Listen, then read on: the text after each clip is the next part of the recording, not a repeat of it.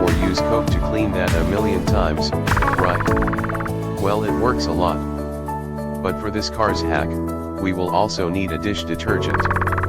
Yes, a cola and dish detergent mixed together can remove all of the road filth, and break dust from your rims, leaving them sparkling. Some people worry that the soda will merely make things stickier, but the detergent you use prevents accumulation. So, try this. And I promise you that you will see a positive difference.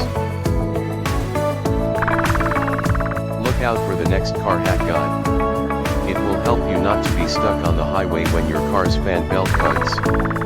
Please subscribe to this channel, and be notified when I upload it. Thanks for watching. I will see you in the next Cars Hack video.